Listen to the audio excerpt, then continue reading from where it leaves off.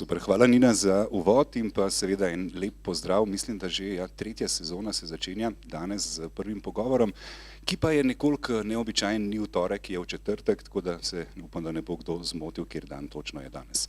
Sem pa vesel, da imam v gostih v bistvu dva odlična šefa, dva odlična kuharja, ki sta v bistvu s kulinariko nekako prodrla in v Kranju in tudi precej dlje.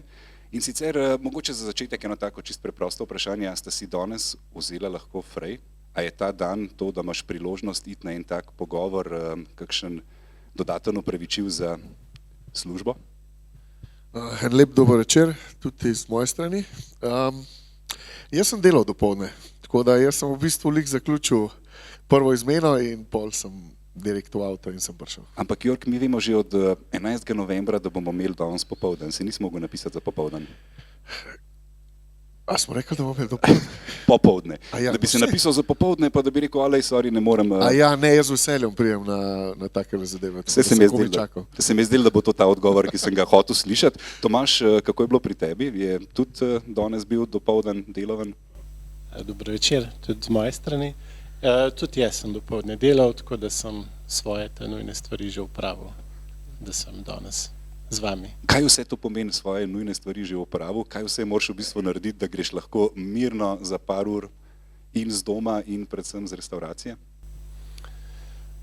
Ja, pravzaprav konca ni nikoli, se pravi, lahko bi bil še do zdajle, pa še skoraj čez noč in naprej in konca praktično v restauracijo pa v lokalu mislim, da ni. Te nujne stvari se naredijo, konca pa se pravi, ga praktično ni, no, dokler je lokal odprt, pa tudi če ga zapremo, je še zmeraj lahko se kaj naredi.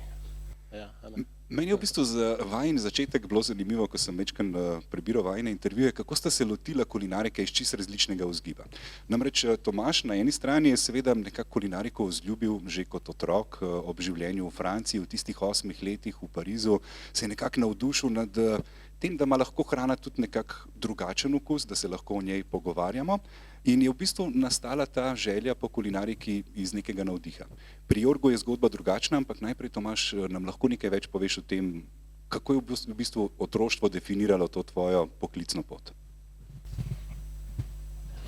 Ja, v bistvu precej praktično od prvega trenutka, ko sem nekako kot otrok, resnično zelo majhen otrok, prišel v en svet kulinarike, druge kulture, konec koncev tudi, predvsem druge kulture kulinarike, me je to čist prevzel, se pravi od tržnice, živil, priprave, pogrinkov, mize, kulture, vse, kar se dogaja okoli mize, okoli kuhne, sem bil v bistvu odločen, kaj bom počel, nisem imel nobene alternative, onkoli. V bistvu si že pri 8 letih povedal en stavek, ki je bil dokaj definiral, in to je? Da bom kuhar.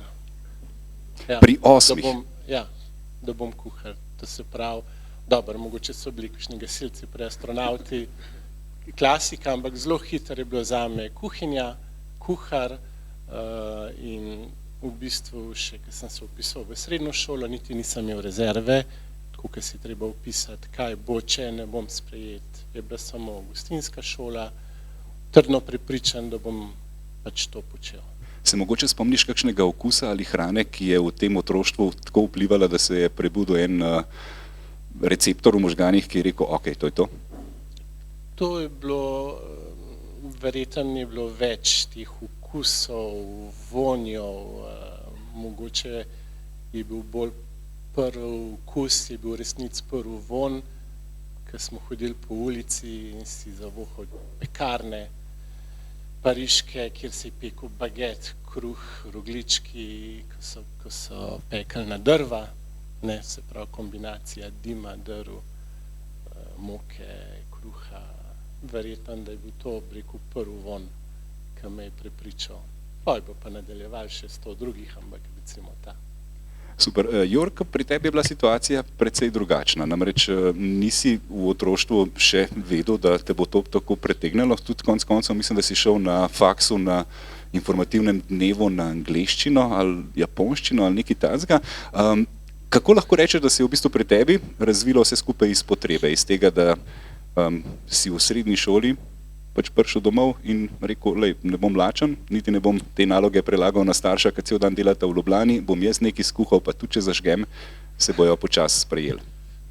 Ja, tako nekako, ja. Tako nekako je vse skupaj se začelo. Jaz se sicer spomnim, da ko sem bil precej mlajši, med temi astronauti pa kavbojci pa to, ne, je bil tudi pek vmes. In sicer spomnim se, da imam en spomin, da ko sem prvič z mamo nek testo, neke piškote, neki ta občutek, da nekaj delaš z rokam, testo oblikuješ, to je bilo meni fascinantno takrat in še pekarna mišmaš, ne, to, in to je bilo, sem jaz rekel, jaz bom pa pek, ne, sicer valjda je to pol, ta želja je se razblinila, ne, med puberteto in tako. Ja, na koncu srednje šole pa angleščina, analitska politologija, ne vem, kva sem šel, sem imel vse živo, no. Ker pa zaradi okoliščin pol ni šlo, ne, in sem mogel neko alternativo izbrati. In slučajno pol me je brat moj prepričal, predlagal mi je, ne, takrat, da grem na višjo strokovno gostinsko šolo v Maribor, lih na podlagi tega, ker sem med srednjo šolo že doma nekaj, temu rekel, kuhal. Ja, probaval sem kuhati, no, tako bom rekel. Zdaj je bilo kaj zažgan, pa je bilo kaj preslano, pa so pač potrpeli, ne. Sicer vse so pokomentirali tudi, ampak pojesti je bilo pa treba, ne. Ampak pa, ko si prišel v bistvu na to šolo, pa en stran si se znebil seveda staršev in domačega vpliva šel v Maribor, ampak hkrati si ugotovil, da mogoče si outsider, da nisi eden izmed tistih, recimo, tipičnih, ki bi tja prišli zaradi tega, ker so doma že imeli gostilno, ker je bila nekako njihova začrtana pot že jasna. Recimo tudi Tomaž je pri 8 letih čutil že ta klic. Koliko si se čutil, da v bistvu moraš upravičevati nekako svoje mesto tudi? Ja, jaz sem bil čisti outsider tam. Jaz v bistvu vse, kar so te fanti in dekleta, ki so bili tam, ali so prišli iz gostinskih šol že prej, delali so že prakse, večina jih je pa imel tudi neke doma gostilne in tako, recimo, ne, Martin Jezeršek je bil tudi moj sošolc in podobni, ne. Tako da so bili že kar, predvsej so imeli predznanja, ne. Tako da sem bil na začetku, majčkeno sem se nazaj držal, ampak sem zelo hitro opazil, da bom mogel toliko več delati, če bih bom hotel dohiteti. V bistvu, da sem saj z njimi nekje tako, na neki ravni, no, in tako da sem pa v bistvu, ja, toliko več sem dal noter. Se mogoče to tudi na nek način nekdo, ki ima to že doma, pa mu je tako malo samoumevno, ne bo nikoli toliko energije vložil v to, kot nekdo, ki ima nek cilj in je tako driven na nek drug način, ne. Tako da ja, no, se pol nekje do konca faksa mi je pa že uspel nekaj narediti. Definitivno. Je pa po moje tudi Tomaž imel zelo podobno izhodišče, kar se tiče seveda šola je nekaj, kar ti da podlago za to, da sploh razmišljaš o tem poklicu. Ampak izkušnje nabiraš drugje. Jaz mislim, da tudi Tomaž lahko poveš, kako si pravzaprav začel nabirati te izkušnje in v Ljubljani, mislim, da v ASU in potem seveda naprej. In kaj pomeni za nekega mladega kuharja, da dobi priložnost delati, mogoče tudi z nekimi mojstri, se učiti, predvsem pa res biti 24 ur na dan v kuhinji? Ja, sigurno. Izkušnje so ključne, niso pa vse, ne, se pravi. Fino je biti v enem okolju, kjer lahko raseš, kjer opazuješ, gledaš, delaš. Tudi fino je, da začneš nekaj čim bolj spodaj, zato da sploh začutiš, kaj pomeni, koliko širok je ta poklic, a ne. Vzporedno moraš biti pa tudi radoveden, se pravi, moraš opazovati, moraš hoditi ven, moraš brati, moraš gledati široko, pozoren biti pravzaprav na vse stvari, ne samo točen na tiste detajle v kuhinji ali pa tehnike ali pa to, ampak v bistvu moraš tako res široko gledati na vse skupaj. Je bil kakšen mojster, ki je prav posebej vplival na tvojo kulinarično pot? Je bilo kakšno sodelovanje, ki te je determiniralo za naprej? Zdaj tako konkretno sodelovanja ne, ampak sigurno imam pa tako, bi rekel, ljube kuharje, v kateri spremljam ali skozi knjige, tudi kdaj se gre tudi tja jesti in tako, tako da tega je sicer kar precej, no, imam ljube, ampak jih spremljam, no. Ja. Je pa to kar eno zahtevno delo. Mislim, da sem nekje prebral, da nosiš s sabo na dopust revije, razmišljaš o tem, na kakšen način v bistvu še izboljšati ponudbo. Pravzaprav tudi, ko greš, ko si frej, nisi frej z mislimi. Kako lahko rečeš, da je to ena stvar, ki te enostavno zaobjame tvoje življenje? Ja, sigurno, pač naš poklic je relativno ali pa zelo zahteven in te tudi definira, se pravi, vse, kar počneš, je več ali manj, ali pa ne več ali manj, pri meni praktično vse vezano okoli tega, ne sam jaz, tudi družina zraven, ne, tako da v bistvu so vsi dopusti, prosti čas je zelo velikrat vse malo povezano z kulinariko. In seveda, ja, tudi na dopustu velikrat, mogoče zdaj že malo manj, ker očitno rabim se mehano odklopiti, včasih je bilo pa to neprestano, samo knjige, revije, če ne drugega sem na plaži, ne vem, recepte pisal, risal, ker običajno, kadar je, če hoče recimo dobro delati in razvijati, mora biti počit. Zato je dopust relativno dobra priložnost, da lahko takrat tudi kaj razvijaš, ker si malo bolj razbremenjen. Zdaj, Tomaž, kakor sem jaz prebral, te zanimata tudi arhitektura in zgodovina in mislim, da dostikrat, ko sem gledal o teh tvojih intervjujih, sem imel občutek, pa človek riše to vse skupaj, skicira. Kako lahko rečeš, da gre tukaj za eno povezavo med neko vizualnostjo v glavi, skiciranjem in pa tem, kar potem dejansko dobimo na krožnikih? Ja, to je sigurno povezano eno z drugo, saj kulinarika je vedno prvi vtis je pogled, ne, in tle estetika je strašno pomembna, tako kot verjetno pri arhitekturi, tle so malo povezave, ne, tudi mi moramo zgraditi, ne, in seveda estetski videz je pomemben, zdaj pa če imaš pa še malo tega čuta za estetiko, je pa sigurno dobrodošlo, še toliko boljše.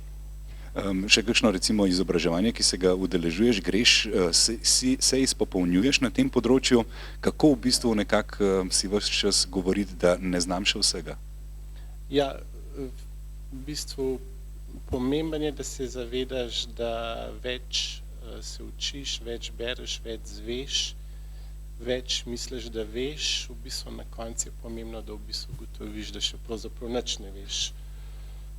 Tako da je to pomembno, da moraš vedeti, da ne boš nikoli vedel vse, ne boš nikoli znal vse, da je treba non-stop biti na trnih, se izobraževati, učiti.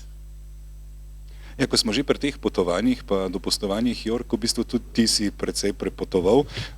Včasih se je potem tudi kakšno potovanje prelevilo v dopustovanje, tukaj mislim na Avstralijo. Kako nam lahko poveš, da si se sam poskušal predvsem v tujini, Irska, Avstralija, London, učiti in nekako, tako kot smo rekli pri Tomažu, na terenu pravzaprav kaliti? Ja, jaz sem razmišljal o tem, tudi kar je Tomaž govoril, ne. Zdaj bo počas že skoraj 20 let, odkar sem jaz v tem poklicu, ne. Včasih te informacije niso bile toliko dostopne, kot so zdaj, ne, od YouTubea, Instagrama, vsega, ne. Zdaj pač praktično odpreš telefon in najdeš gor in lepe jedi in recepte in vse, ne, in imaš ful neke, nekega navdiha in vsega, ne. Včasih pa pač tega ni bilo toliko in si mogel dejansko jeti po neke izkušnje nekam in delati in se naučiti tehniki in se naučiti. In jaz se spomnim, ker sem pri Binetu začel, ne, on je imel ful nas je rad skozi malo motiviral, da smo mi ustvarjalni. Ne. Pa daj mi kakšno idejo, pa daj kaj narediti, ne, pa daj mi nekaj pokaži. Ne. Ampak je bilo ful težko to narediti, ker nisi imel nobenih izkušenj, ne, ker ti ne poznaš tehnik. Mogoče dobiš idejo, ampak pol je ne znaš realizirati, ker ne znaš priti do teh rezultatov. Ne. Večino časa jih pa pač nimaš, nasplošno ne moreš priti do idej, ker nimaš nekega osnovnega znanja. Ne. Pol nas je pa po drugi strani nas je pa tudi spodbujal, pejte ven, pejte v tujino, tam so te več naučili. In tako zaradi tega sem jaz pol takrat tudi šel v tujino, delati po raznih restauracijah, kjerkoli sem pač dobil priložnost. In pol se je začel ta svet odpirati. Ne. Se pravi, več imaš nekega znanja, več pol tudi idej dobiš popa, ker pa pridejo zraven v to igro še knjige, Zdaj pa sploh, ne, s tem pretokom informacij, zdaj pa pač to precej hitreje teče vse skupaj. Sem pa nekje prebral, da si imel v Londonu eno tako izkušnjo treznenja, da tam si pa ugotovil v bistvu od unga junca do... Tako. Kako lahko opišeš, zakaj je to pomembno? Zakaj v bistvu mora vsak, ki dela v kuhinji, se zavedati, da bo mogel pod pritiskom biti najboljši? To je eno vprašanje, ki se jaz ubadam z njim vsakič, ko dobim koga novega v kuhno, ki mu moram razložiti, da pač bo pritisk, pa da je treba zdržati. Ker zdaj te generacije, iskreno povedano, so mačkar mehke, ne, in ne gre več, koliko je bilo včasih. Mi smo marsikaj, se po eni strani jim dam prav, ker se postavijo zase, ker smo mi doskrat pretrpeli stvari, ki nam tudi ne bi bilo treba, ne, pa smo malo preveč dali glavo dol, ne, oni se vsem znajo zase postaviti, ampak nekaj pa tudi treba, ne, včasih pa tudi treba malo zobe stisniti, ne. Tako da ja, to danes nekomu razložiti je kar težko in doskrat pol dejansko tudi to zgodbo povem, ne. Jaz sem prišel tja v London tudi direkt od Bineta, ne, navajen tega, da kdaj tudi svoje mnenje izrazim, ne, kar tam ni šlo skozi, ne. In ta prvi mesec, drug mesec sem prišel do šefa in sem rekel, da imam neko idejo, ne.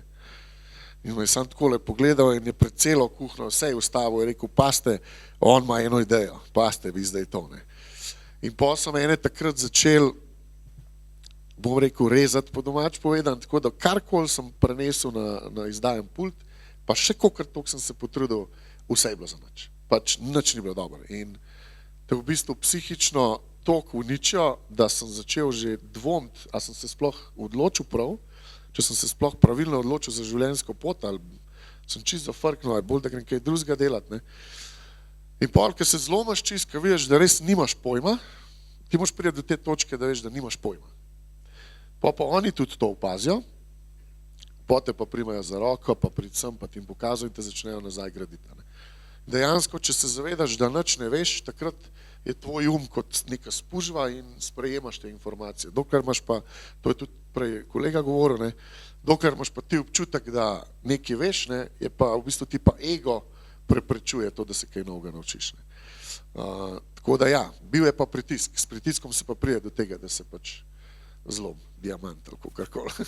Zelo mi je zanimivo, ker si razlagal v bistvu tudi moja izkušnja z igralske akademije, kjer se mi je zdelo, da je bilo zelo podobno. Dokler te niso zlomili in ti dali vedeti, da ti nimaš pojma o tem in da ti ne veš točno, kaj je dobro in kaj je slabo, je bilo težko delati. Ko si se tega ega losal, takrat so ti pa začeli potem pisati po tem tvojem nepopisanem listu. Kar pomeni, da res nekaj je na tem. Ampak še eno stvar si me spomnil, pa nas je vedno profesor rekel, dober igralec je zmatran igralec.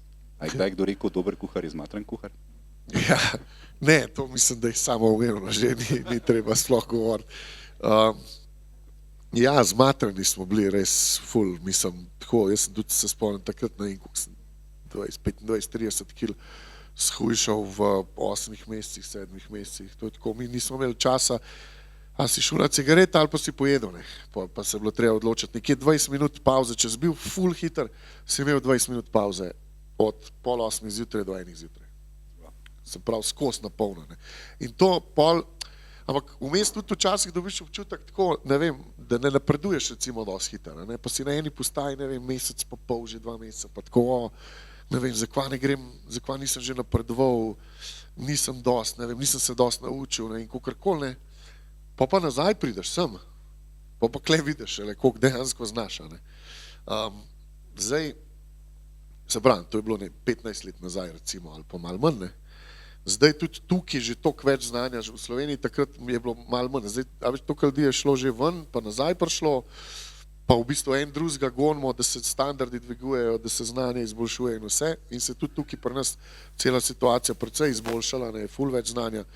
Tudi veliko več mladih gre ven, ker takrat, ko sem bil jaz toliko mlaj, ne se spomnim, marsikdo sploh ni upal jeti, ne. Ful so imeli vsi nekih dvomov, joja, pa me bojo sploh sprejeli, pa ne vem, pa jezik, pa ne znam dosti dobro angleško, pa 100 enih izgovorov sem, da niso šli. Ne. Zdaj pa vidim, da je ful več ambicij tudi pri mladih in to hodijo ven delati po res top restauracijah. Tako da v bistvu se cela kulinarična scena na podlagi tega tudi pa nas zelo izboljšuje. Ne. Je pa dobro slišati, da v bistvu res te izkušnje se potem nekako tudi unovčijo oziroma da se ponudijo priložnosti, kot so se obema. Tomaž, kako lahko rečeš, da se je tebi v bistvu res ponudila ena lepa priložnost, za katero si mogoče mislim, da si nekje rekel, da najprej si bil seveda prestrašen, si nikoli nisi predstavljal, da bi ti lahko imel tak velik kompleks, tukaj eno odgovorno nalogo. Kako se je zgodilo, da je restauracija Park postala tvoj del Brionov, oziroma naš del Brionov? Ja, to je pač v bistvu se je zgodilo zelo hitro, tako prav neverjetno hitro. Prišla je priložnost in potem družinsko je bilo vprašanje, ali bi šli v to. Jaz sem rekel, seveda takoj, sploh nisem pomislil, seveda pa sem začel premišljati, ali je bilo to pametno, ali je to v redu, ali to ni v redu, Kranj, ali boš drugje, kaj točen kakšen tip bo, ali bo to kle šlo, se pravi, to je vse pa prišlo kasneje. Sigurno je bila želja toliko močna, da smo šli direkt v to, pa se je pa v bistvu šele začel. Pol takrat se je tudi začel malo kakšen kompromis, kakšen prilagajanje, spremembe, velikrat tudi ne, ker je bilo pač pol toliko težje. Ampak ja, zgodilo se pa neverjetno hitro, tudi odvijali se je pa vse naprej zelo hitro in smo zelo pol hitro padali v en tak hiter, intenziven krog dela. Koliko let je že od tega? 22 let bo. 22. A v teh 22 letih, čestitke, in v teh 22 letih opažaš tudi to, kar je Jörg Mečken omenil, da se je situacija spremenila, da je tudi mogoče kulinarika postala nekaj, kar je precej bolj splošno prisotno, sprejeto, da gremo ljudje radi dobro pojesti. V tem času v bistvu se je nadzvočno spremenil, se pravi, konec koncev tudi, mogoče lahko rečem, jedi, ki sem jih imel že takrat, 22 let nazaj, so stale na jedilniku, se niso obračale, niso šle, enostavno, bom rekel, ljudje tudi niso poznali, tudi imena ne, tudi koncepta ne. Zdaj ista jed, isti recept, isti krožnik, po 22 letih ljudje zdaj vejo, razumejo, znajo, poznajo, se, bom rekel, čisto drugače prodaja. Se pravi, vse je ostalo isto, ampak vmes se je pa zgodil čas, se pravi, ljudje so bolj osveščeni, ljudje več vejo, več poznajo. Ta pretok informacij, kot je Jörg rekel, na telefonih je intenzivno osveščanje, res. Jörg, tukaj imam mogoče tudi zate vprašanje, ki si tudi upleten v to naslednjo generacijo kuharjev, bil si tudi žirant v televizijski oddaji in skrbel za to, da jaz, ko se spomnim otroštva, se mi je zdelo, da nas ni bilo veliko, ki smo kuhali, ki smo se v bistvu s tem znali izražati. Zdaj se mi zdi, da je to ratala tudi ena vrlina, ki jo starši dostikrat pri otroku spodbujajo, da ne nastane to iz potrebe, ampak da je, a si opazil recimo pri snemanju te oddaje kakšno navdušenje nad tem, kako majhni oziroma mladi so ti novodobni kuharji? Ja, jaz sem že, tudi to je, včasih, če je nekdo hotel iti na gostinsko šolo, je bilo to tako, ni se glih najbolj gledali na to, tako ta poklic ni bil najbolj spoštovan. Zdaj pa z vsem tem, kar se medijsko dogaja, kar se je zgodilo v preteklih letih, je pa ratal ful popularen. In jaz pa razumem, da tudi doma, če hoče otrok, če pokaže nek interes za kuhanje, pa to je pol čisto drugače se pristopa. Včasih se je mogoče rekel, da je pejt ven, pa da mi našel na poto, moram hitro skuhati kosiv, zdaj pa si pač vzamejo čas, pa se spodbuja tudi otroke. Predvsem je zelo ustvarjalen ta poklic, to je tudi meni najbolj všeč, tudi mene je zaradi tega pritegnil in jaz razumem, da tudi mlade ljudi predvsem to privleče, da so lahko ustvarjalni. In je res fajn, da starši pri tem jih podpirajo? Absolutno, ja. Mislim, to opažam zelo, to tudi pri tej oddaji, ki smo jo snemali, kakšen support imajo vsi te otroci strani domačih, koliko doma delajo, pol oni pošiljajo fotke, pa se snemajo, pa tako tudi post-festum po oddaji, že pa to še vedno, da se neke stike ohranja. Ene par sem jih pa tudi na praksi imel, tako so pa tudi dejansko pol šli naprej v srednjo šolo in so pa šli k meni praksa delati. Sicer puberteta pol svoje naredi, to se moramo tudi zavedati, tako da tudi ta praksa je bila, začela se je dobro, pa so me pa že starši klicali, kje pa je, aj pa vas, doma ga ni, kje pa je. Ok, ampak se mi zdi, da je to en normalen del razvoja. Ja, čisto, absolutno. Lahko potrdimo tudi iz lastnih izkušenj največ. Se pa nekako z leti potem začnejo stvari komplicirati, najdeš neko ekspertizo, najdeš področja, na katerih se ti zdi, da so ti bližje. Recimo, Jörg, pri tebi se mi zdi, da izstopa mi zelo to, da si nekje sam rekel, ta nordijski koncept, ki si bil v Oslu, si pogruntal, da v bistvu oni so sam znova odkrili tisto, kar so že naši predniki vedeli, da je potrebno surovine nabrati takrat, ko so najbolj zrele, ko jih je največ, ko so najceneje in mogoče narediti kakšno ozimenco. Sam veliko nabiraš, zbiraš seveda zelišča, semena, delaš svoje paste, sojino omako in tako naprej. Zakaj se ti zdi, da je to pomembno, pa kako si se v bistvu nekako lotil te ekspertize? Dobro, vse skupaj se je začel predvsem zaradi tega, ker je bilo to se je kot nek trend začel, koliko je zdaj, nekje 5, 6, 7 let mogoče, ali pa malo več. Zanimivo pa je, da to so v bistvu vse stare tehnike, ki so bile pol malo pozabljene, ne vem iz kakšnih razlogov, Skandinavci 25 let nazaj niso bili znani po najboljši kulinariki, tako kot Angleži, to pač je bilo predvsej grozen, zdaj imajo pa najboljše restauracije na svetu tam. Tako da, dejstvo je, da so se vsi učili v Franciji, vsi ta veliki kuharji, ki imajo te restauracije, vsi so pač v Franciji se učili, ampak te tehnike prezerviranja hrane so pa pač stare že, tudi po 1000 leta. In to se je vmes malo pozabilo, ne vem iz kakšnih razlogov točen. Je pa tukaj smisla velika, se pravi normalno, to se mi zdi zdaj, da se tudi ljudje, čeprav še vedno se najde tudi decembra jagode po supermarketih, se pravi nekdo jih še vedno kupuje, ampak se mi zdi, da vsem tudi ljudje počas dojemajo to logiko sezonskosti, pa zakaj se takrat je tisto, kar je v sezoni, zato ker je tudi najboljšega okusa, ker je najbolj kvaliteten, najbolj sveže. In takrat, ko imamo nečesa v izobilju, normalno, zdaj se to dela zaradi tega, kaj je trend, včasih se je to delali iz nuje, ker je bilo treba pač se pripraviti na zimo. Zdaj se pa pač dela to zato, ker je malo trendi, ampak po drugi strani pa vsem fajn imeti doma neko ozimanco pa neke stvari spraviti.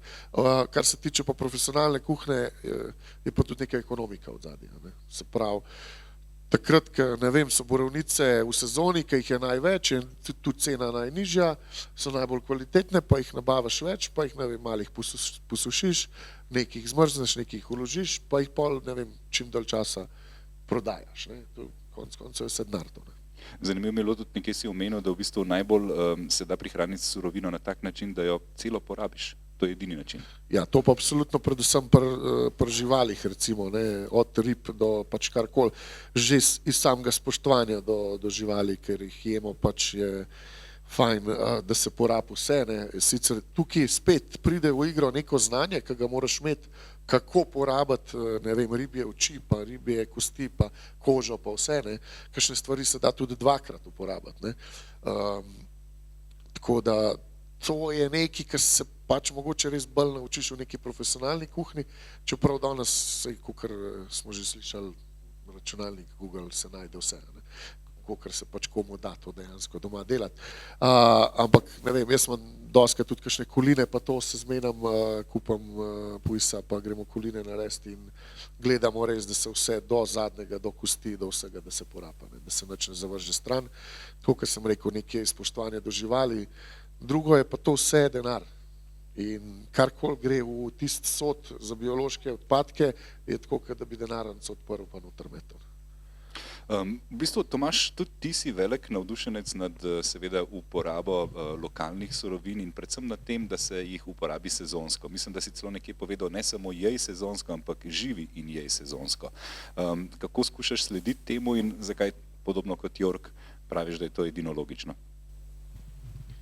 Ja, sigurno. Tam kjer pač si v restauraciji in imaš jedilnike, moraš absolutno paziti letnim časom. Se pravi, da jedilnike imaš čim večkrat, da uporabljaš sezonske surovine, ker so pač absolutno na vrhuncu svoje kvalitete, takrat, kadar sadje dozori na veji, je najbolj sladek, je najboljši, tudi transport je minimalen in takrat je že, bom rekel, skoraj pol recepta ali pa pol krožnika narejen, se pravi surovina.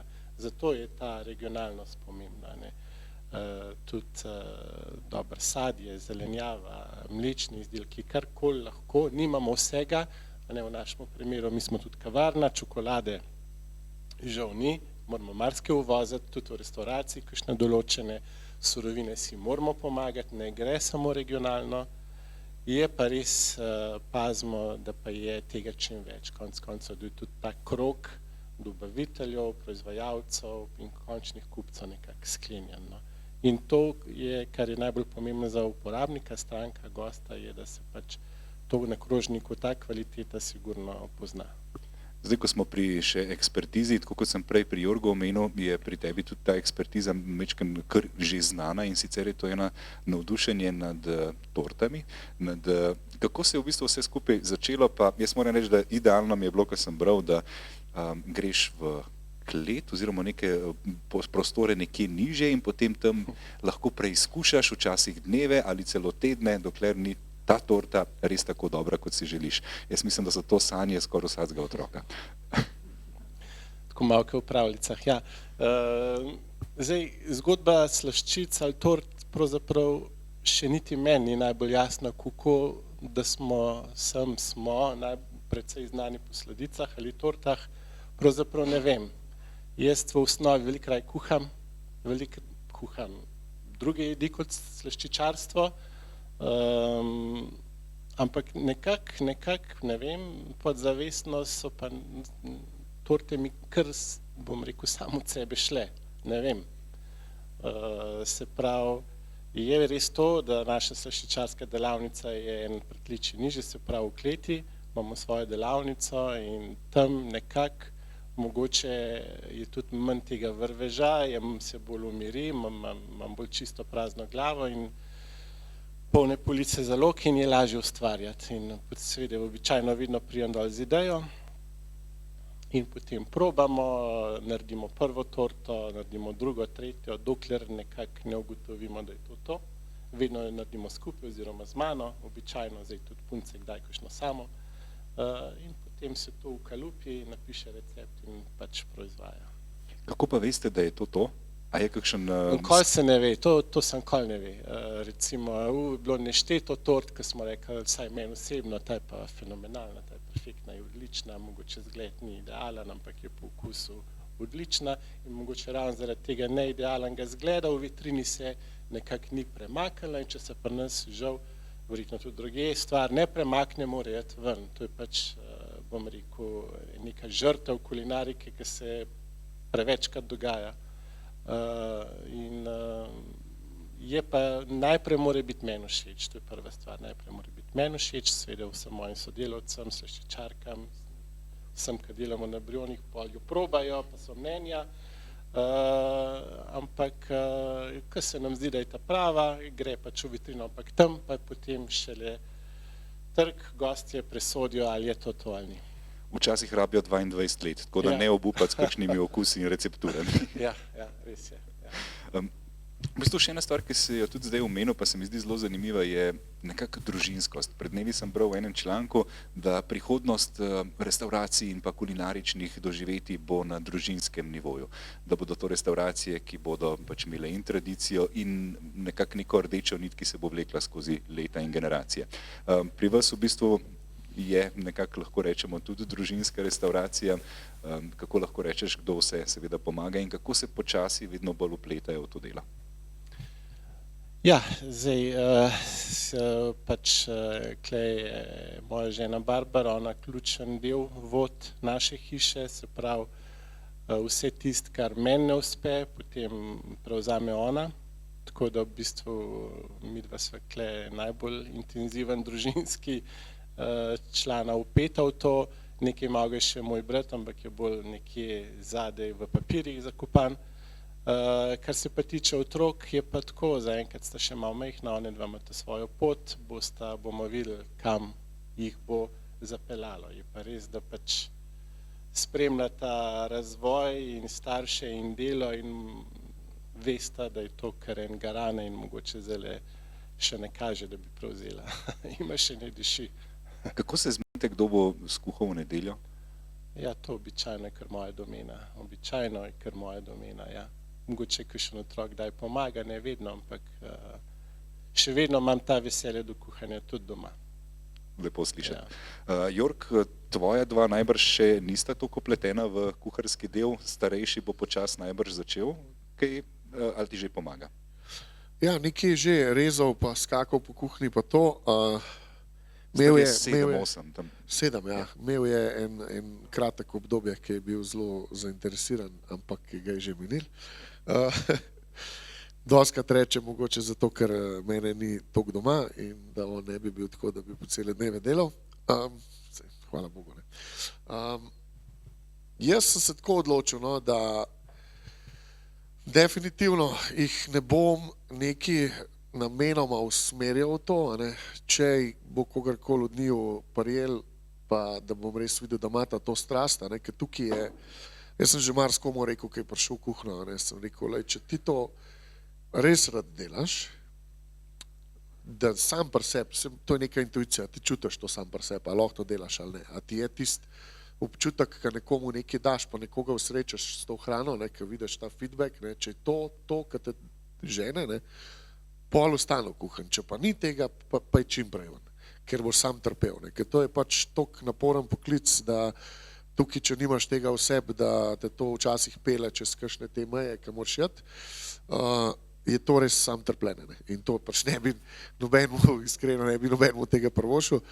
Tako da, če bom jaz opazil to, da pri njima, da imata to žilico, pol jih bom valjda spodbujal, pa mislim, upam, da tudi še gostilno imel takrat, da bo ta lahko delala pri meni. V obratnem primeru pa jih raj spodbujamo kaj drugega, no, čisto iskreno. Kakšno je pa življenje, odločil si se za Ljubljano, mislim Kranjčan, ki si nam pobegnil, tako da upam, da se nam vrneš kdaj, ampak po vseh teh krajih si zelo blizu. Zakaj, v čem ti je Ljubljana mogoče bila interesantna in za življenje in seveda za restauracijo oziroma za delo? Kljub temu, da si bil Oslo, Avstralija, London, da bi našteval še. Ja, vse sem v bistvu vmes sem tudi kdaj pomislil, da bi se tako prav preselil kam ven, ampak dejansko res se včasih ne zavedamo, koliko nam je tukaj fajn, ne. To, da sem pa v Ljubljani ostal, je pa v bistvu bolj nekak splet okoliščin bil. No. Delal sem v Strelcu na gradu, pa se je pa ponudila prilika, da se spustim dol v hotela Union, kjer so imeli tisto staro a la carte restauracijo svojo, smrekarjev hram, ki jo ni najbolj delala, ne, malo je zaspalo vse skupaj in so jo hoteli prenoviti in na nov zalaufati, po domač povedano. Iskali so neko svežo kri, nek zagon nov in slučajno sem jaz tudi razmišljal o tem, da bi se pač premaknil iz Strelca naprej in sem dobil to priliko. Po koliko let pa pol približno, ker sem bil dol, se je pa tudi tam z upravo nekaj zgodilo, kakorkoli so se odločili, da bojo dali zadevo v najem in sem pol čez noč praktično odprl podjetje pa prevzel. Tako da sem bil mal porinjen v to noter, ampak tako bom rekel, no, če smem v francoski jajca na mizo, ne, je treba včasih dati, ne, tako, kaj pač tisti trenutek. Je pa res, da se vedno odločam po neki intuiciji, meni takrat neki rekel, da pač je to, da moram to narediti, ne. Zato sem si mogoče tudi upal to narediti in sem pač se vrgel. In tako kot prav Tomaž, mogoče potem šele kasneje razmišljaš o vseh teh strahovih, dvomih in... Ja, absolutno se pol, kakšen let, dve za tem, pol pomisliš o pismu, kako bi bilo, če malo drugače to, pa da ne bi šel to, pa kaj drugega, ne. Ampak po drugi strani se pa vsem toliko nekih stvari zgodil, pa toliko smo dosegali, pa tudi ta Mišelinka je padla in vse skupaj, pač nič tega ne bi bilo, če ne bi takrat se odločil, da gremo to, ne. Dobro si navezal na Mišelinko, ki je padla. V bistvu si nekje rekel, da si že kot otrok predstavljal, kako bi bilo, ko bi prejel Mišelinove zvezdico in najbrž si imel to vizualizirano že kar nekako v glavi. Hkrati pa kaj res to prineslo, kaj ti je pomenilo, najbrž si bil najprej šokiran, potem pa se zavedal ti neke odgovornosti in pa večkrat tudi pritiska, ki pride vseeno z... Ja, absolutno, nisem bil otrok, no, sem že pač kuhal, ne, valjda, mislim, ko se začne s tem ukvarjati, pa se zaveš, kaj je pač Mišelin je kot neki Oskarji za kuharje, ne, tisto ultimativno priznanje, ne, v bistvu že moj prvi pomislek je bil takrat, ko sem gor še v Strelcu delal, ko sem malo spraševal, kako je to, a ne, koliko stane, da lahko sploh svojo restauracijo odpreš. A ne. Pa sem se malo pogovarjal s kolegi, pa sem rekel, v bistvu meni to nam nikoli uspela. Kje mi je to gnarje, da sem nikoli do restauracije prišel. Ne. Pač ni pogojev, ne. Nisem takrat razmišljal, da imaš lahko investitorja, pa partnerja, pa tako kakorkoli. Tako da meni se je pol vse skupaj nekako malo posreč, kar zgodili. Ne. Je pa tako, da smo se mi odločali z ekipo takrat, da bomo pač pripravljali hrano, kakršno bomo pripravljali in ta nek standard kuhanja in postrežbe in pač celega doživetja, ki smo ga gostu ustvarjali, ne, smo si postavili sami in smo se tega držali. Jaz sem imel srečo tudi, da sem imel zelo zagnano ekipo takrat, mladih, ki so vsi nekako isto razmišljali, kaj jaz, in je vsem to zelo veliko pomenilo. Ne. Več kot urna postavka jim je pomenilo to, kaj delamo, ne. Pa kakšen feedback dobimo od gostov. Ne. To je danes ful redkost dobiti nekoga takega, ki tako razmišlja, nažalost, ampak takrat smo pa bili, no, in nismo razmišljali o temu. Takrat niti Michelina, mi, ki smo začeli, sploh Michelina ni bilo pri nas. Ne. Tako da ni bilo sploh debate o tem, a bo prišel ali ne. Mi smo samo delali to, kar smo delali in smo pač konstantno, ne, kar je tudi najbolj pomemben, ker za Michelinovo zvezdico je najbolj pomembna konstanta. Ne. Ok, mora biti kvaliteta jedi, mora biti postrežba, mora biti neka kreativa, ampak če ti to ne dostavaš vsak dan enak, ti to nič ne pomaga, ne, ker oni pridejo večkrat in v bistvu s tem tudi upravičijo nekako to verodostojno svojo kot vodiča, ne, da priporočajo gostom, kje je dobro za jesti. Ne. To pomeni, da mora biti vedno dobro za jesti. In mogoče zaradi tega, takrat, ko so prišli, dostikrat me to vprašajo, ne, a pa veš, kdo je bil, a pa ne vem, se spomniš kaj. Niti približen, niti nisem razmišljal o tem, niti nisem bil pozoren na to. Mi se dostikrat, ko pol te kolegi se tako kličejo, veš, pa ne vem, pa me je klical Pavčnik, prav, pri meni je bil en, ne vem, pa moj vilca dol padla, pa ne vem, veš, ko so te neke urbane legende, ne, in potem so se kar klicali med sabo in vsi nervozni. Veš, tako pa, mislim, vse mi je, veš, pa zdaj pusti me, da delamo, ne, mi imamo polno gostov, ne da se mi zdaj s tem obade. In pač pol, če ti iskreno delaš, stvari same pridejo. In ti je dejansko tudi kasneje, kar se tiče te Michelinove zvezdice, postalo precej manj mar kot na začetku, ali si se zavedal, da je to neko pritisk in odgovornost čutiti mogoče nezdravo. Kako si se odločil za to menjavo v bistvu iz ateljeja v After? Oboje. Ja, nekaj je ta pritisk, drugo je pol recimo problem s kadrom, ker kader odhaja in vsak nov kader, ki pride, ga moraš ti spet naučiti in je bilo ful dela s temu, dejansko samo usposabljanjem kadra, ne. Pa ob enem še vedno držati ta standard. Ne. To je bilo kar zelo, zelo naporno. Potem sem pa jaz malo sam pri sebi tudi nekako naredil neko čistko v glavo. Ne. Tudi jaz, ko grem kamorkoli grem potovati, mene nikoli ne žene v fine dining restauracije. Ne. Mene vedno zanimajo bolj sproščeni lokali, neke luknje po domač povedano, nekaj, ki je ful dobra hrana, pa kaj je lahko bolj glasno, pa je muska bolj na glas, pa se lahko bolj na glas pogovarjam, pa ne rabim čakati vsak hod, da pride nek teater z natakarjem, da mi polije gor. Saj to mora biti prostor za vse. Ne? Tudi, kot sem rekel, fine dining ne bo nikoli umrl, ker vedno je pač prostor tudi za to in je fajn jeti enkrat na leto. Ne? Ampak, ali pa dvakrat na let, kakorkoli. Zdaj, če bi to hodil konstantno, tudi to zgubi čara, ne? Tudi to pol ni več zanimiv. Ne? Potem sem pa sam pri sebi razmišljal, kakšno restauracijo sploh jaz hočem imeti. Bi še vedno to delal, to sem delal zdaj toliko pa toliko let, je fajn, nekaj nam tudi recimo infrastruktura dopušča, koliko lahko mi napredujemo, a gremo lahko na 2 zvezdice ali ne moramo, ali bomo zdaj to eno skozi gura ali pa ne, skozi, jaz tudi zelo hitro naveličam stvari. Ne. Imam rad, da je neka dinamika in smo pol prišli na to idejo, da pač naredimo čisti reset. Ne. Malo sem potoval spet okoli, sem videl te koncepte v tujini in mi je bilo fenomenalno, kako sem se jaz počutil kot gost, sem rekel, pismo to Slovenija rab, to Ljubljana rab, nekaj tasega. Tomaž, kako sam gledaš na v bistvu razna priznanja, nagrade, umestitve v kulinarične revije, v kulinarične vodnike, koliko ti to pomeni, koliko je pa v bistvu res informacija, da ne, torte poznajo po celi Sloveniji, pomeni mogoče več. Ja, siguran je predvsem je to potrditev pravilnega načina dela. Se pravi, ta potrditev je ne fajn le sam zame, za lokal, ampak tudi za personal, za ljudi, ki so ustvarjajo, ko delajo, je to neka potrditev, da smo v pravi smeri. Tako da, ja, seveda, vedno je fino slišati kakšno lepo besedo, stavko v tvojem lokalu, tako da seveda s tem se v bistvu ne obremenjujemo, se ne moramo obremenjevati, delamo svoje, sledimo svoji smeri, ampak je pa to zmer dobrodošlo, siguren je lepo slišati.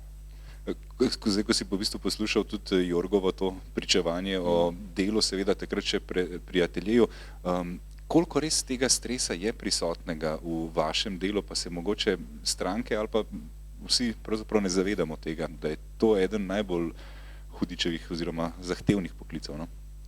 Ja, kulinarika je tako, to je resnično tak stresen poklic, no.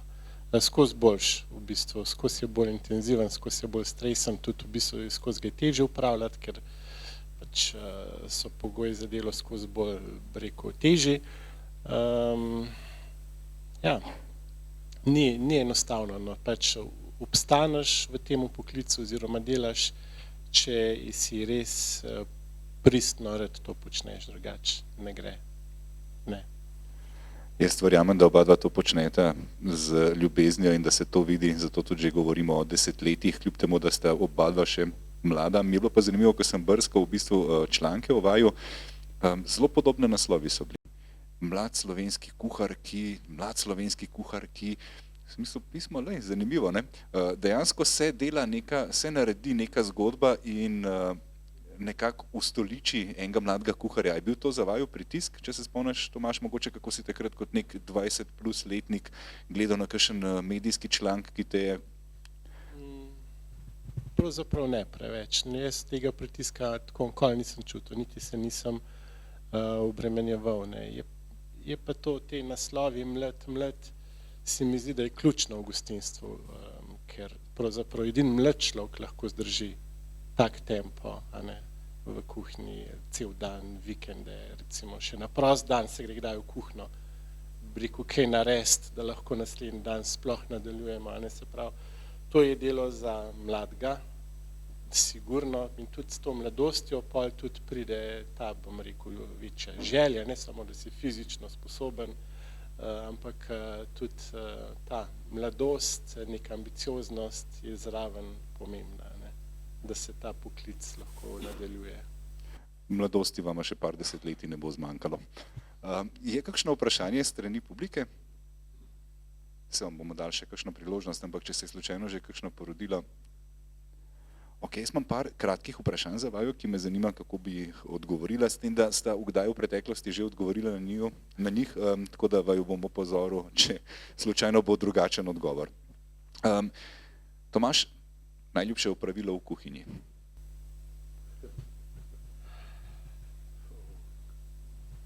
To ne vem, če sem že kdaj bil vprašan ali pač.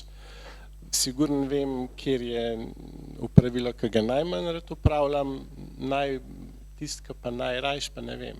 Meni je že všeč pravzaprav ta romantična ideja o premišljevanju recepta, kaj bomo naredili, kje bomo kupili, kako bomo naredili, kako bomo prezentirali, na kjer krožnik bomo dali, kaj bomo z vrta uporabili za dekoracijo. Tako, ta malo romantična misel na pripravo jedi, recimo. Moram vprašati, kaj pa je najmanj ljuba? Ne vem, lupljene krompirja, odnes ven smeti. Okay. Jorg, identično, najljubše opravilo v kuhinji? Meni je najboljši moment, ko se pripravo dela, ki je pred servisom, ki ni še servisa, tisti, ki je takrat, ki je ali včasih se zgodi, da sem prvi v kuhinji, pa sem čist sam, pa imam celo tišino, pa se lahko kar tako malo, mislim, imam nek tak zen moment. Ali pa takrat, ko je pa polna kuhna, pa ko ful na polno delamo, ki je ogromno stvari za narediti, pa je muska na glas, pa je tako res en tak dober vibe je takrat v kuhinji, no. Ker pa, ko se servis začne, se pač valjda se spuca, musko se da čisto potiha ali pa se ugasne, zato da se slišimo med sabo, pa mora biti pač fokus. Se tudi to je pol, če imaš dobro pripravo narejeno, je tudi ta servis, ki začutiš da praktično ne more iti nič narobe, je ful dobro občutek, imaš neko kontrolo. No. Najmanj pucanje na koncu, po moje, tisti, ker te že vse noge bolijo, pa vse, pa moraš pol še drgati. Pa to, tako. Se mi zdi, da sta vsaj ta drugi del zelo podobno odgovorila. Najljubša sestavina? Sol. Res je, pravilni odgovor, to si enkrat že odgovoril. Tako da, zato, ker je pomembna tako zelo, da se dodaja v sladice. Tomaž? Najljubša sestavina? Čokolada. Odlično. V bistvu brez obojega bi težko preživeli. Je pa res, da Jork, ti rad kombiniraš oboje. In čokolado in sol skupaj. Zakaj se ti zdi, da je to neka posrečena kombinacija? Najbrž zaradi tega, ker ne pričakujemo, ko jemo nekaj sladkega oziroma ko ugriznemo v čokolado, da nas bo nekaj zaslanilo. Ne, dejstvo je, da se dostikrat pozab na ravnotežje teh okusov. Ne. Zdaj, če pri predjedi pa pri glavni jedi lahko pazimo na to, da je kislina, da je sol, da ne, tudi pri glavnih jedeh je včasih treba sladkor dodati, ne. Ali pa nekaj sladkega, ali pa karkoli, ali pa se vino zreducira, da prideš do neke sladkobe, karkoli, žlica medu. Tako je pol tudi pri sladicah. Ne. Če je ful sladko, mora biti neka kislina, če je ful maščobe, mora biti neka kislina, ne? In pol za to neko ravnotežje doskrat ne moreš verjeti, koliko malo soli spremeni celo v bistvu obliko okusa te sladice. Ne? Ali je že tako je dobra, pa kad daš čist malo soli, pa sem tako eksplodira, čist nekaj drugega.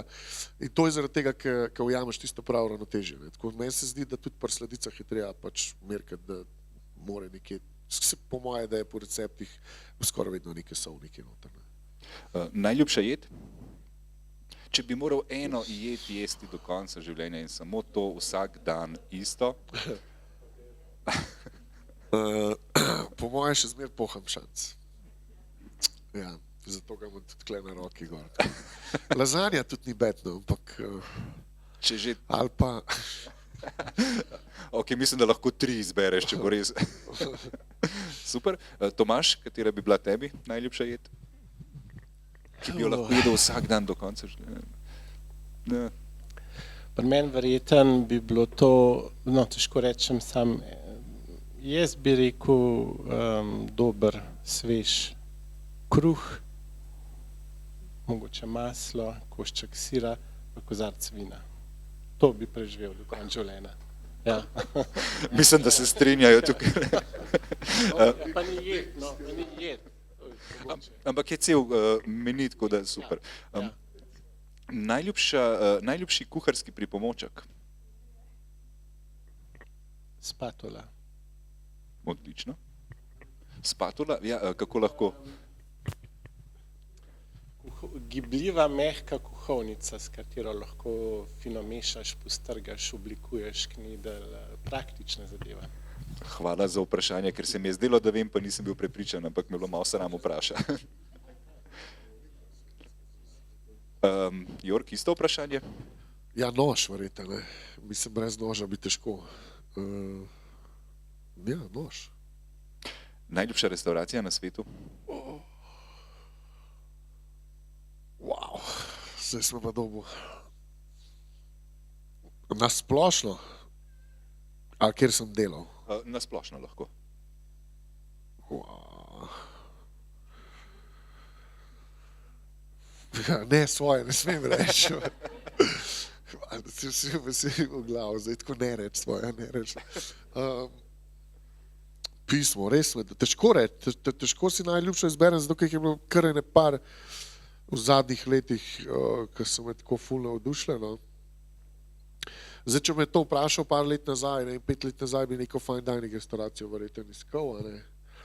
Ampak, kakor sem rekel, sem se spremenil v zadnjih letih in tudi drugače gledam na vse skupaj, tako da, kaj pa jaz vem, prbovalc. Ja, sem rekel. Si Ne. povezal oba dogovora. Tomaž? Ja, to je drugače res težko vprašanje. Zdaj, ne vem, na seznamu imam verjetno desetine, stotine restauracij, ki bi jih še obiskal na nov ali pa ponovno. Zdaj najljubša, zelo odvisen od momenta, ne vem, letnega časa, vzdušja, trenutnega stanja duha. Ampak mogoče bi šel na neko družinsko nostalgijo. Ne samo, da je hrana dobra, vinska karta, postrežba, ampak tam smo veliko časa z družino preživeli, velikokrat se odpeljali tja, samo tja jesti. To je ena restauracija v Münchnu, v Nemčiji, ki se ji reče Tantris, tam imam, bi rekel, take lepe družinske kulinarične spomine. Pravilni odgovor, imam tukaj napisan restauracija Tantris. Pri tebi, Jörg, imam pa 11 Madison Park. Ampak Če bi me vprašal 6 let nazaj. Ja. Takrat je lih, nam rekel, da so dobro prodirali. Oni so pač bili tudi najboljša restauracija na svetu po San Pellegrinu. Ne vem, mislim, 2 let zapored celo, ali 3. Ja, nekaj posebno. Pa vmes, ful zanimiv fakt, ker so vmes šli na čist veganski meni. In to je restauracija s 3 mišelinkami, najboljša na svetu brez mesa. Mislim, brez živalskih proteinov, se pravi čist vegansko. In to so meni po 23 hodov plus. Kar pomeni, da je tukaj ful ene kreative in ful enega znanja od zadnji, tako da tudi sam servis tam, vse je na takem nivoju, da je to neverjetno.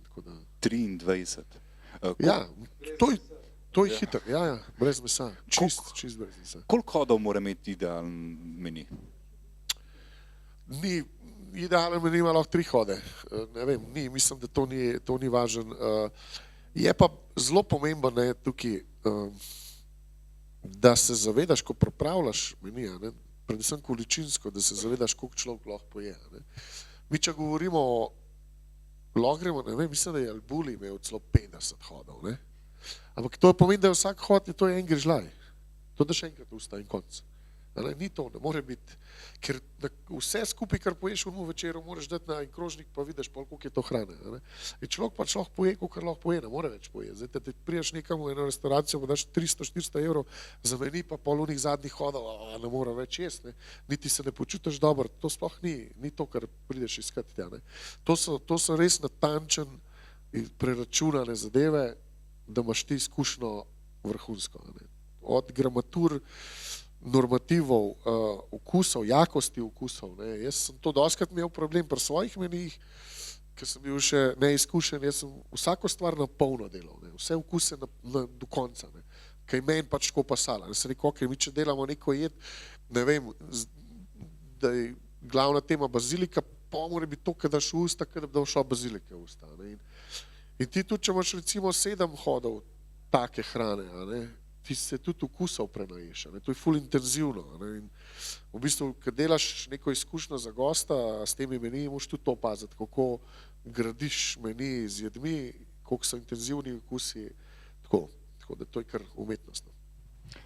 Kakšno vprašanje strani publike? Zdaj bo počas že zadnja priložnost za vprašanje.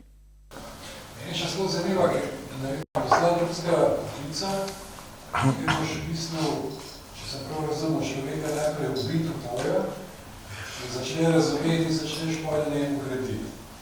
A druge poti ni po temu poklicu, ker je podobno, da jaz sem nekjer. Ja, igravski tudi, ne, se je rekel, Toni, tudi igravski je tak. Zelo podobno.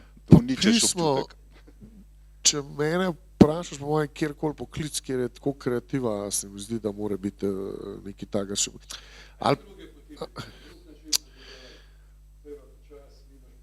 Da se to, sam ni cajta. Zato, ker je okolje tak, ker je tak tempo, da tam je lahko po 15 kuharjev v kuhinji. Če so vsakmu posebej tako ubadal, nam kamor prišli. Zadeva mora pač, to je mehanizem, ki mora funkcionirati. Kolesa se vrtijo in ti padeš noter neizkušen. Saj se da če imaš kot mlad kuhar drugačen pristop. A ne. Jaz sem ga tam biksnil, ker sem hotel svoje mnenje izraziti, a ne. Ker ga ne bi smel, a ne. Ker sem hotel reči, kaj pa če bi mi to raj tako naredili. Ne. Tam pa 30 let, že Mišelinka, pa ne vem, vsi ne vem koliko izkušenj. Jaz pa prišel v Zelen, pa rekel, lejte, jaz pa mislim, da mi to lahko malo bolj. Ja, valjda sem jih dobil pol po prstih. Ne. Ampak zame je bilo to, pač na koncu je izkazalo, da ful dobra izkušnja. Ne. Je pa tudi jaz sem imel dosti takih v kuhinji, ki so bili tega potrebni in enim je ratal, eni so pa pač odložili predpasnik pa šli. Kar je mogoče tudi bolj, a ne, ker pol vidiš, da nekdo nima tega v sebi in je mogoče bolj, da ga pripeljaš do tega, da prej odneha, kakor se to grdo sliši. Ja, da ga pravočasno ustaviš pri njegovi nameri. Ja. Še kakšno vprašanje? Aha. V redu, kuhar je ustvarjalnost, seveda to mora biti, ampak kuhar imate tudi izjemno sposobnost, se pravi, mora biti za delegiranje, za timing, jaz imam dve stvari med ljudmi, pa imam že problem, ali se tega tudi lahko preučiš, ali to je kako s tem, kako je kar stresno. To se moraš priučiti, hočeš, nočeš in to nimajo vsi. Tudi to sem imel še primere, ki so zelo dolg časa rabili, pa kakšni tudi niso prišli do tega. Ne vem, to pa se mi zdi, da je neki, ki mogoče imaš. Jaz se spomnim tudi, recimo mi smo se mogli zapomniti naročila, ne. Nisi smel priti do izdanega pulta pa pogledati na listke, kaj je naročen. Se pravi, on je klical naročilo, ti si se zadrl, ja, šef, kar pomeni, da si ga slišal in si mogel zapomniti. Ampak to ni en naročil, ne. To je prihajalo noter, tatam, ne. In si mogel vse si zapomniti, kaj gre kdaj ven in kaj moraš gor na pult prinesti. To je pač nek trening tak in uma in karakterja človeškega, ne. In verjetno se da to, mislim, verjetno bi se dal tudi tako narediti, da bi na moji postaji, tam, kjer sem jaz delal, prišel naročil sam zame, ne, sem to ful poenostavljen pol, ne, jaz sem nekak pristaš tega, da je to naporen, pa da je tako trdo, kakor je, zato ker pač ta šibki členi odpadajo pol čim prej. Tomaž, kako imaš ti glede te multifunkcionalnosti, kako se poskušaš lotevati, da ne pozabiš na vse in hkrati lahko mirno dirigiraš okrog? Ja, jaz mislim, da kle so izkušnje, kle je ta trening, seveda pomaga, če vsak dan restauracija polna, če imaš vsak dan, ne vem, 100 rezervacij, vsak dan jejo menije in narediš 500 krožnikov na dan, vsak dan, se pravi, seveda, malo moraš imeti prirojeno sposobnost biti multifunkcijski človek, napol, ne vem, nadčlovek. Pomaga pa, bistveno je pa po mojem kle trening, se pravi, vaja, delati in to ne 6-urni delovnik, 10, 5krat, 6krat na teden, 200 ur in tako in pol pride to v kri. Ne gre drugače kot kar kilometrina v tem primeru, žal, Nina. Še kakšno vprašanje? Bi zato podnaslov tega večera šef pa kuhar. Ker to vse mora biti v eni osebi, to, kar zdaj govorite. Če ne znaš kuhati, če ne znaš voditi, če nima znanja, to boš zareč, Ne, za voditi ni vsak, ne. Za voditi ni vsak, eni so pač kuhari cel življenje, ne. Neki delegirati, ok, to se lahko naučiš sam. Tukaj so še druge odgovornosti pol, ne, imaš od tega, da znaš urnik narediti, da poznaš celo ekipo, da veš, kdo je česa sposoben, pa koga kdaj pišeš, kva bo delal, ne. Naročila, kreiranje, jedi, vse skupaj, to je pol šefa, ne, to je pol tisto v bistvu, ka konc koncev že zmanjka cajta sploh za šporget stopati, ne, kaj je toliko drugih stvari, ne. In tukaj ti je mogoče pomagal, ti si bil na srednji ekonomski šoli, marsikakšno znanje v bistvu iz tistih, hodil si tista 4 leta na srednjo ekonomsko šolo. Recimo, ja. Sem se dobil sam sebe parkrat že, da mi je bilo žal, da nisem bolj se posvetil določenim zadevam že v srednji šoli. Že kemija pride pri kuhanju ful prav, ne. Mislim, so stvari, ki sem se jih pol sam skozi to učil še enkrat. A ne. Sploh so restauracije, kot je Fat Duck in podobno, ki se spuščajo v full detajle, kar se tiče hrane, res v molekularne osnove in tako. Takrat pa veš, da ti to tudi prav pride, a ne, ta znanje, ful. In pa mi je bilo tako pismo škoda, ker nisem vse šol bolj poslušal. Marsikaj, no, marsikaj, recimo jeziki tudi ful po teh kuhnjah, to so vse mednarodne kuhne, je ful dobro znati. Najmanj angleška, fajn je pa tudi kaj drugega. Mislim, v Franciji definitivno oni sploh ne šmirgla, tam pač moraš francoz govoriti. Kaj še drugega? Pol, ko enkrat prideš ven iz kuhne, pa se s podjetništvom začneš ukvarjati, ne? To tudi mogo več poslušati v srednji šoli, ampak se spet mogo še enkrat učiti na svojih napakah, pač. Sam kaj pa sem vedel takrat, kako. Še kakšno vprašanje? Ok.